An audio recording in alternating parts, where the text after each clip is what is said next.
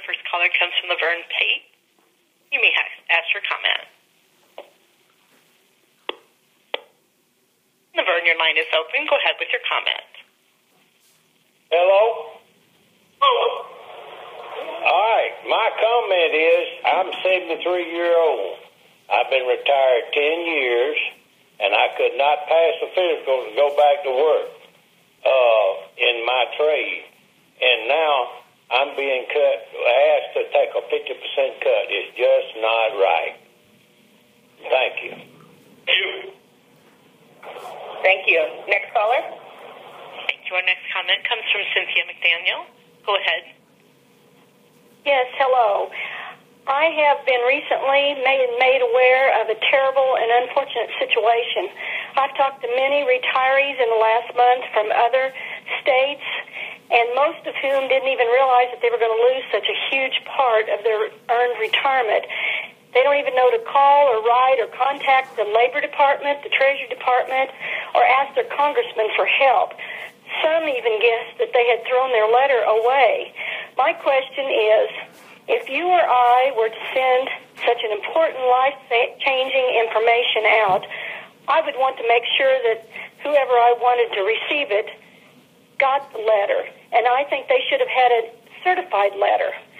In my opinion, this should have been done from the beginning with certified letters, and then you guys would be absolutely sure that everybody that you're going to make this big decision for has received their information. I want to say also that I think that we need to absolutely, emphatically have no cuts, and we have received no representation and no discussions in the halls of Congress on this until other options are explored. In my opinion, I think there's no other way to handle this except to send it back and to reject it. Thank you. Thank you very much. Well, I can tell you this. We at Treasury are certainly listening to the retirees. I can't speak for Congress. I can't speak for central states. But I can certainly say that the retirees are definitely getting a hearing and an opportunity to explain their views with Treasury. We will continue to do these calls, town hall meetings, emails, and we want to hear from people like you, Cynthia. Thank you very much. Next caller. Thank you. And Ron Hodges, your line is open. Yes, ma'am. My comment is this. I've got two of them, really. First one is this on being an orphan. Thank you. Say I got cut a little over 50% because I was an orphan.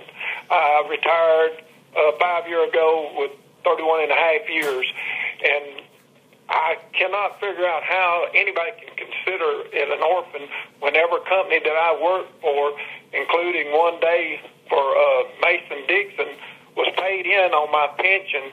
Every company that I worked for on all of that time was paid in every month. You couldn't get another penny out of them for me if you had to. So how do I classify as an orphan on that? And the second question is, they say that if you're on disability by Medicare that way, that you don't qualify. The day I retired, the reason I retired, the company retired me and put me on disability. That's the reason I was on it. I had 31 and a half years, so there was no reason to take a disability retirement from the Teamsters. So I took my regular pension, and now by doing that, I'm penalized again. So I'd like to hear some comment on it, please. You're focused on two provisions of the law enacted by Congress. You're an orphan because Congress defines you as an orphan. Your company or companies that paid in the pension are no longer in existence. They've merged, they've gone out of business, etc. You're an orphan. We don't decide that. Congress decided that. Secondly, your second point, disability, the law says that if central states didn't recognize your disability, even though Social Security did, you're not deemed disabled under their reform proposal. Well, under the law. Again, the law as written says that. Those are two reasons why orphan and the definition of disability are two reasons why so many retirees are objecting to the Central State submission, saying that the law that was enacted was unfair, gives Central State too much authority to change the status of the individual retiree. We hear what you're saying, we understand the argument, and we thank you for your call. Next caller. Thank you. And Alan Williams, your line is open. My question is, I know someone that's going to retire with 10 years in, and he's going to retire with about $1,300. If they cut my pension 50% and I work 31 years, he's going to be drawing for 10 years of service within $300 of what I retired at for 31 years. Now, how can that pension board tell me that is fair and justifiable?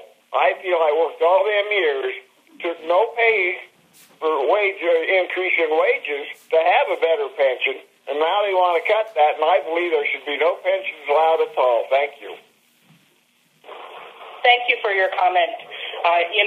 Central State's proposal that they put forward has a pretty complicated calculation that's used to determine pension benefits that can result in different amounts for different participants. And it's one of the things that we're looking at here at Treasury as we do our review. But we are aware about the different impact it has on different participants. So thank you for your comment. Next caller. Thank you. And Robert Chapelier, your line is open. Yes. Hello, how are you? Fine, thank you. How are you? Hello? Hello?